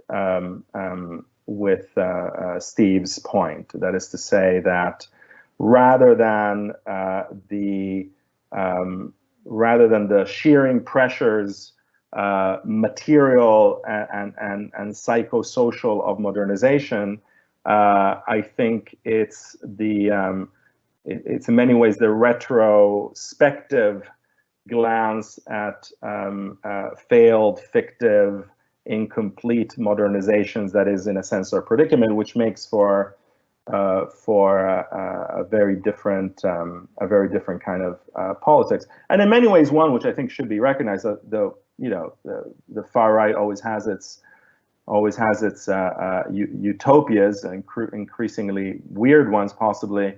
But it is, I think the mobilization of utopian energies is at a far less heightened pitch in some ways. Though maybe I'm wrong, I don't know. The thesis of a fascism without utopia feels still particularly pertinent, even despite the kind of, let's say, psychedelic turn of the far right with QAnon and all the rest of it. I've got a question on the cultural logic of fascisms from Roberto Mozzacchiadi, excuse me for the pronunciation. Mozzacchiadi. Nice. Hi, Alberto. He says, it seems important also to think of distinct cultural responses to the multiple temporalities of fascism across interwar fascism and contemporary formations.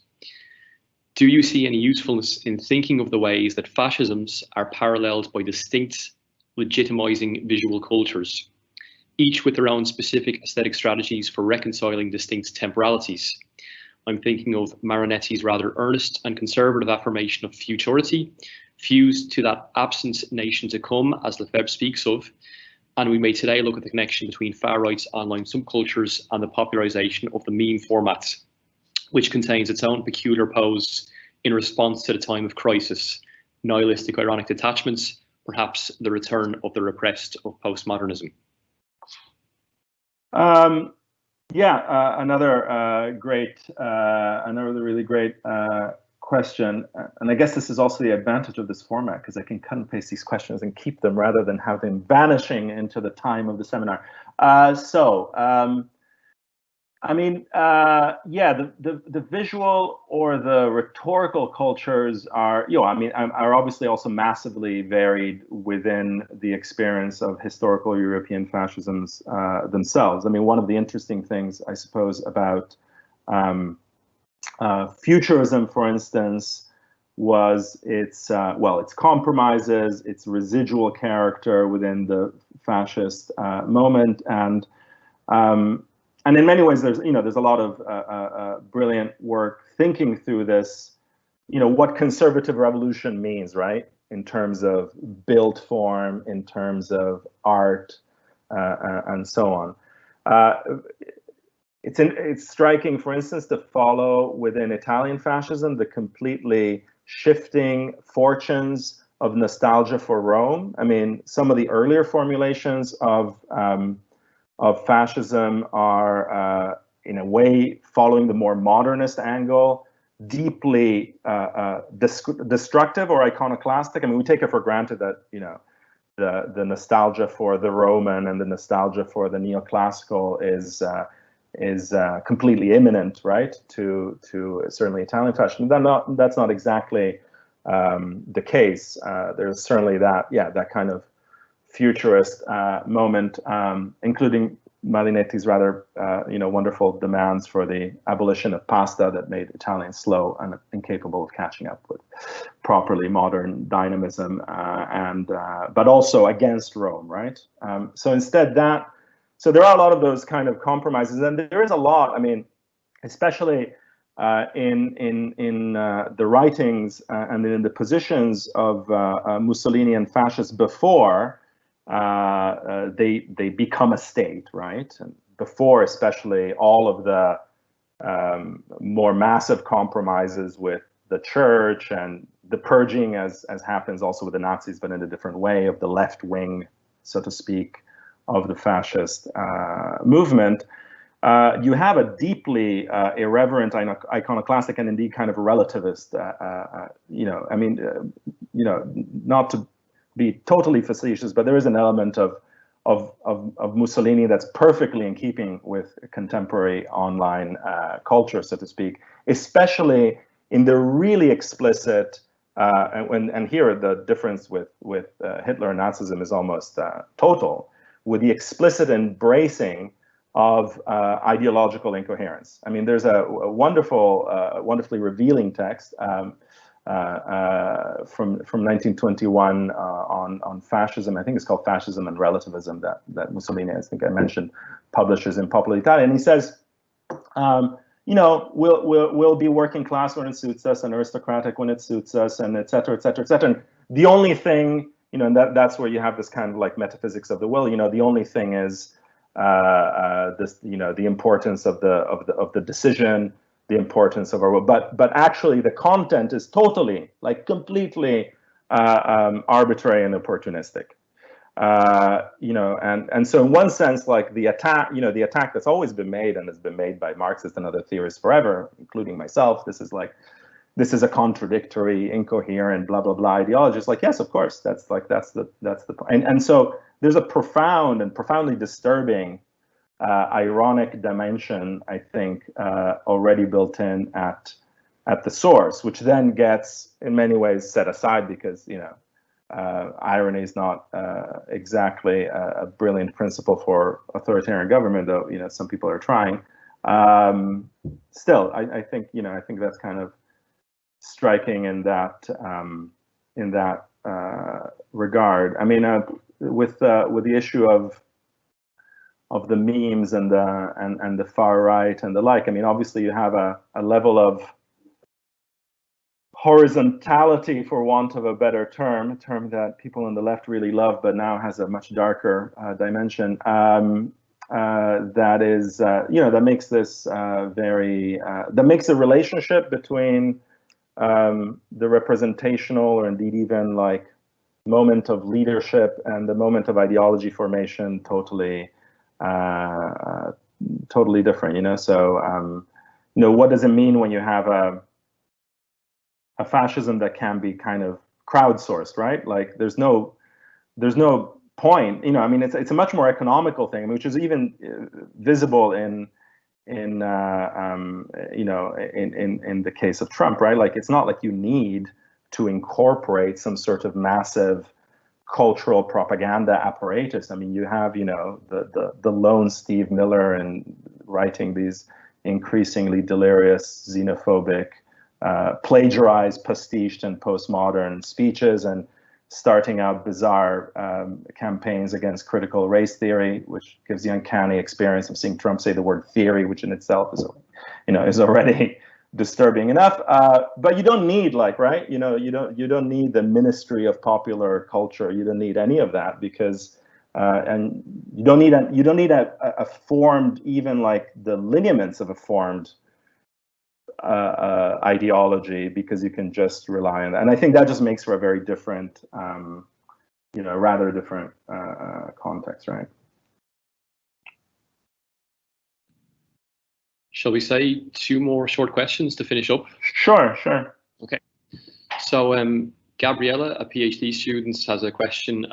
Can you talk about the place gender and sexuality plays on late fascism? Is there a performative or spectacular character of fascist times?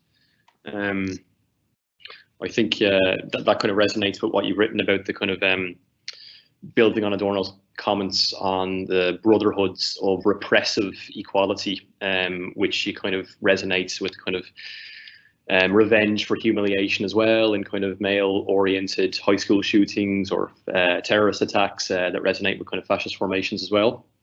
So yeah, first question about gender and sexuality. And then a second question further down in the comments, it's from Chris, who's got a long comment, so I'm not going to read it all. He's got some really interesting references, but he asks about the relation of anti-Semitism to fascism. And he talks a little bit about the difference between Moshe Postoni's arguments and what Ishay Landa says, as well as Lasordo. So I'll leave those 2 questions with you. Okay, well, those are both, these are more difficult ones for last. Those are both really great questions. So, yeah, I mean, in terms of questions of gender, I guess one angle would be to develop that comment I made towards the end about this character of preventive counter-reform rather than counter-revolution, right? So the sense in which, and this is where I think one has to take seriously the otherwise, in many ways, like ridiculous and also extremely toxic notion of cultural Marxism, right? So the right, the contemporary right is and has been mobilized, for decades now, I guess, in terms of this sense that they wouldn't put it as follows, like, we won the economy, but we lost the culture, right? Like, in some sense, like, but because we lost the culture, we might lose the economy again, because universities, newspapers, and vast number of institutions within society seem to be, dominated by various forms of, quote unquote Marxist or just, generally liberal or libertarian thinking, and that's the sort of temporality, right? And that's one of the striking things. Also about, the temporalities of the right, much more broadly conceived and not just of its more fascistic kind of elements, is, and that's where there's the mimesis, right? The kind of obsession with the idea that the left had this great Gramscian project, and Gramsci is of course often mentioned, and then the idea that, well, this is the project we really need to imitate, right? The long march through the institutions and so on and so forth. So I think a lot of the, aside from the really evident weaponizations of grotesque forms of, masculine anxiety and so on, I think at another level there's also this sense of a long war with feminism, right? Or a long war with forms of gender and sexual liberation. And that's the sense in which we are, in many ways, very much still in the Marcusian moment, right? And that war never ended. And the right and the far right certainly think that it's still kind of going on. So there's a very different dimension to it, which is much more speaking of the, so that's more like about the, to go back to the earlier terms, a bit more like the time for fascism, or the, in terms of the perception within these movements, there's I'm not entirely clear, or maybe just I don't know enough about the ways in which certain forms of gender identity, and especially certain forms of women's experience, are interpolated in and integrated and mobilized in these movements, right? So there's a lot of very rich work done in the critical historiography of fascism. I'm thinking more strikingly of Maria Antonietta Maciocchi's work from the 70s about La Donna Nera, the fascist woman, the woman in the black shirt, so to speak, and a lot of work on what that very peculiar, contradictory, subjective location of the anti-feminist fascist militant might be. But I don't have necessarily another angle other than to think of it more like that kind of political level. In terms of the question on anti-Semitism, I'm trying to find the formulation here. Okay, so this is Chris.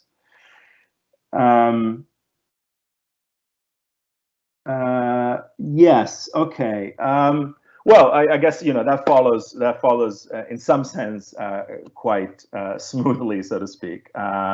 In the sense that obviously the whole cultural Marxist canard conspiracy theory and so on is like the most obvious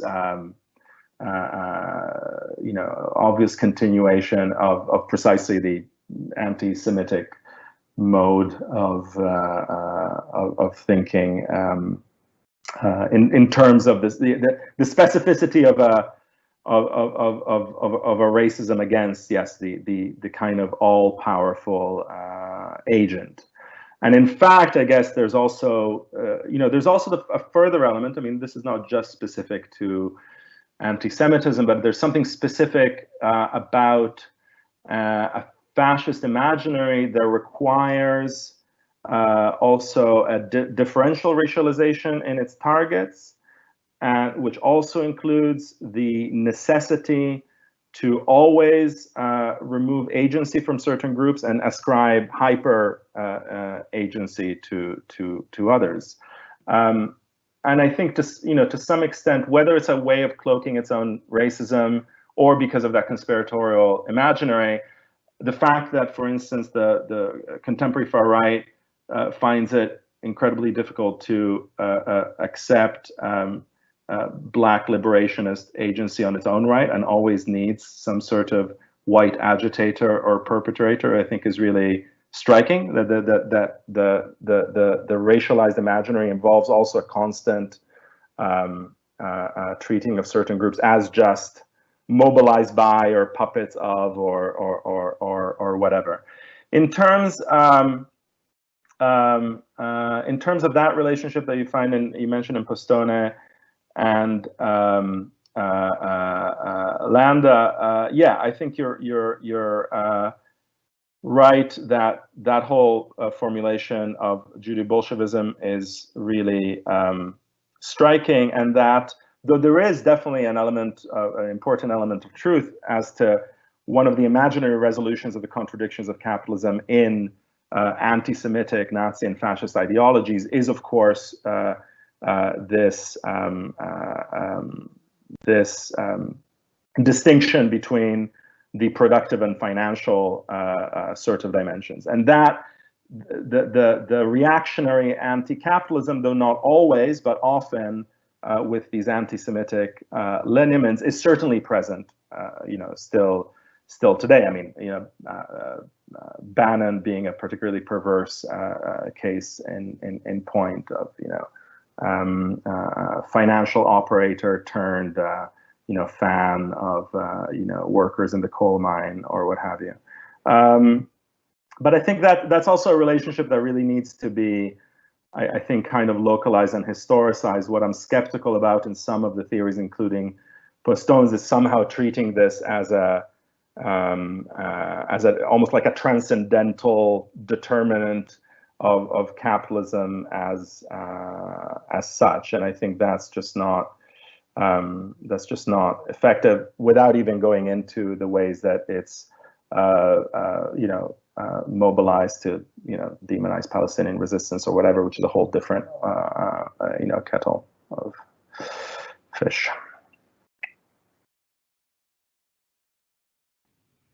Thanks, Alberto. I'm conscious that we're at 2 hours, and you must be pretty tired by now, so we better leave it there. Apologies to people who posed really interesting questions, but I didn't get a chance to read them out.